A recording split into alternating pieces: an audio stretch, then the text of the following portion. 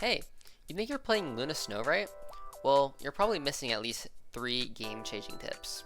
Whether you're stuck in low elo or just tired of getting wrecked by dive, this guide is exactly what you need.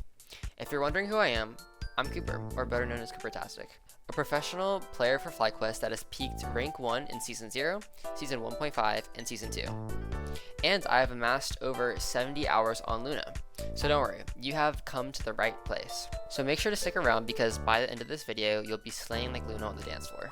Throughout this video, I'm going to be going through 3 main points: cooldowns, ult fights, and different conditions where Luna is viable or what Luna can do into certain comps. There are timestamps below, so feel free to skip around in the video if you'd like. Before we start going into more intermediate tips, it's essential to understanding what Luna's numbers for each cooldown look like.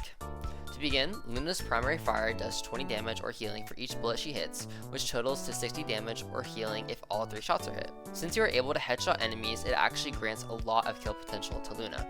If someone is diving you and is under 50 HP, you are most likely able to kill them, so never sleep on Luna's damage. Next is Luna's clap. This does 70 healing to allies and 50 damage to enemies. Additionally, you can cleave with it, which allows for crazy kill potential. The best time to use this ability in teamfights is when either the enemy team is diving you in your backline or when your team is brawling another team. Some tech for Luna Clap is that it actually reloads your primary fire, so make sure to use this to your advantage and try to get as much uptime as possible. For Luna's Snowflake, it makes her heal 35% of your main healing output on allies to those who have it. For example, look how fast I healed this group with Snowflake and without Snowflake. With this being said, this means you have 2 options for this cooldown: Snowflake at DPS, or use it on someone when someone is low. Some of Luna's biggest value comes from juggling Snowflake in between her allies. Typically, you want to keep her DPS Snowflaked in the majority of the fight. However, if your tanks get kidnapped by Bucky or Wolf, make sure you Snowflake them as it will increase their survivability.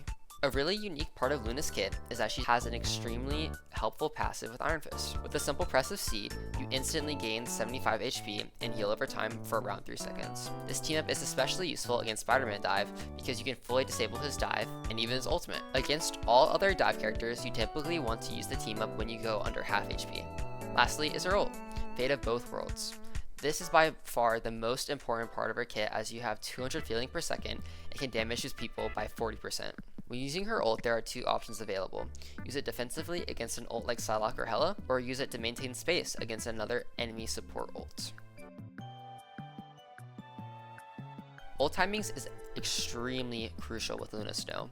Typically, if an enemy is trying to push into your team with a support ult, you should greed with Luna ult for 1 to 2 seconds, and then ult. This will give your team an advantage because the enemy team will have to back up since you have a better ult, and will help your team acquire more space. For ulting defensively, just make sure you are able to get value with your ult, and not just throwing it away for no reason. Additionally, since there is damage boost, juggling between damage boost and healing is the most crucial part of her ult and must be mastered. If your whole team is full HP, then damage boost.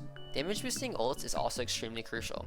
Did you know that Mag, Namor, and even Venom can one-shot 250 and 275 heroes with only 1 simple press of a button? So please make sure you damage boost ults when possible. However, I will provide a warning when looking for damage boost. Make sure you're always aware when ulting and make sure your team health does not drop. In my opinion, ulting with Luna is a rocket science. If you see an enemy team ult and you think you or your team is in danger, just ult, so don't stress. Better to use it and cap the point than not, right? Finally, there are 2 options when using Luna ult and certain conditions that should be met in order to ult into some comps. One option is to start with the support ult first. For example, if you are playing with Loki, you want to make sure when your ult has 3 seconds left, you kite back to your Loki so you can copy your ult if needed. The second option is to layer your ult. This essentially means that you use your ult as soon as your other support ult ends. When doing this, you can either hide back and wait for your other support ult to end and then immediately ult after, or you can follow that support ult in and ult right after. Layering is useful because it ensures the enemy team has 0 time to kill.